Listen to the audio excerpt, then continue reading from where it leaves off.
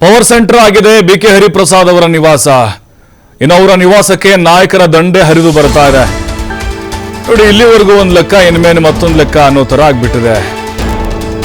ಬರೀ MLC ಆಗಿದ್ರು ಅಷ್ಟೇ, ಹೈಕಮಾಂಡ್ ಮಟ್ಟದಲ್ಲೇ ಉತ್ತಮ ಒಡನಾಟ ಹೊಂದಿದ್ರು. ಆದ್ರೆ ಈಗ KPCC ಸಾರಥಿ ಆಗಿದ್ದಾರೆ, ಅಧ್ಯಕ್ಷರಾಗಿದ್ದಾರೆ. ಈಗ ಆ ಲೆವೆಲ್ ಬೇರೆ ಇರುತ್ತೆ. ನಾಯಕರು ಬರ್ತಾನೆ ಇದ್ದಾರೆ. ಬೈರತಿ ಸುರೇಶ್, MB ಪಾಟೀಲ್ ಭೇಟಿಯನ್ನು ಕೊಟ್ಟರು. ಸಚಿವಾಕಾಂಕ್ಷಿಗಳು ಕೂಡ ಭೇಟಿ ಕೊಡ್ತಾರೆ. ದೆಹಲಿ ರಾಜಕಾರಣಕ್ಕೆ ಜಾಸ್ತಿ ಸೀಮಿತರಾಗಿದ್ರು ಬಿಕೆ ಹರಿಪ್ರಸಾದ್. ಈಗ ರಾಜ್ಯ ರಾಜಕಾರಣದ ಕಡೆ ಮುಖ ಮಾಡುವಂತ ಒಂದು ಒಳ್ಳೆ ಅವಕಾಶ ಸಿಕ್ಕಿದೆ ಅವರಿಗೆ, ಸಂಘಟನೆ ಮಾಡಲಿಕ್ಕೆ ಮತ್ತು ಜನರ ಜೊತೆ, ಕಾರ್ಯಕರ್ತರ ಜೊತೆ ಮುಕ್ತವಾಗಿ ಬೆರೀಲಿಕ್ಕೆ. ಬಿಕೆ ಹರಿಪ್ರಸಾದ್ ಅವರು ಕೂಡ ಖಡಕ್ ಆದಂತಹ ಸಂದೇಶಗಳನ್ನು ಕೊಡ್ತಾ ಇದ್ದಾರೆ. ಸಚಿವರಾದಂಥ MB ಪಾಟೀಲು, ಬೈರತಿ ಸುರೇಶ್ ಅವ್ರ ಮನೆಗೆ ಬಂದು ಅವ್ರಿಗೆ ವಿಶನ್ನ ಮಾಡಿದ್ದಾರೆ. ದೃಶ್ಯಗಳಲ್ಲಿ ಕೂಡ ನಾವು ಗಮನಿಸ್ತಾನೆ ಇದ್ದೀವಿ. ಕಾರ್ಯಕರ್ತರು ನೋಡಿ, ಅವ್ರ ಮನೆ ಮುಂದೆ ಇಂತಹ ಜನರು ಯಾವತ್ತೂ ಕೂಡ ಇರಲಿಲ್ಲ.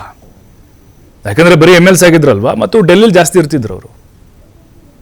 ಹಾಗಾಗಿನೇ ಈಗ KPCC ಅಧಿಕಾರವನ್ನು ವಹಿಸ್ಕೊಂಡಿದ್ರಿಂದಾಗಿ ಪವರ್ ಸೆಂಟರ್ ಆಗಿಬಿಟ್ಟಿದೆ.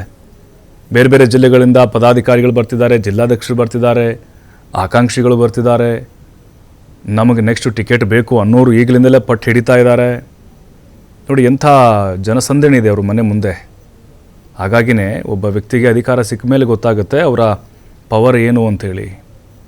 ಸಹಜವಾಗಿಯೇ ಬಿಕೆ ಹರಿಪ್ರಸಾದ್ ಅವರು ಸೈದ್ಧಾಂತಿಕವಾಗಿ ಭಾಳ ಸ್ಟ್ರಾಂಗ್ ಆಗಿರುವಂಥ ಲೀಡರು ಮತ್ತು ಸಂಘಟನಾತ್ಮಕವಾಗಿ ಕೃಷ್ಣ ಬೈರೇಗೌಡರು ಕೂಡ ಬಂದಿದ್ದರು, ಅವ್ರಿಗೆ ವಿಶನ್ನು ಮಾಡಿದರು.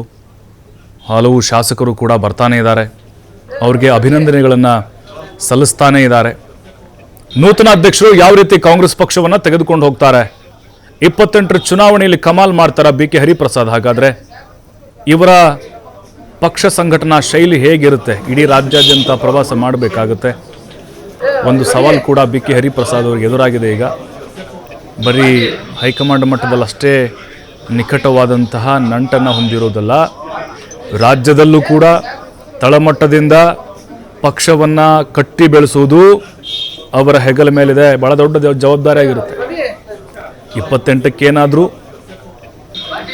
ಸ್ಥಾನಗಳು ಜಾಸ್ತಿ ಬರದೇ ಇದ್ದರೆ ಖಂಡಿತವಾಗ್ಲೂ ತಲೆದಂಡ ಆಗಬಹುದು. ಹಿಂದೆ ದಿನೇಶ್ ಗುಂಡೂರಾವ್ ಆಗಿತ್ತಲ್ಲ.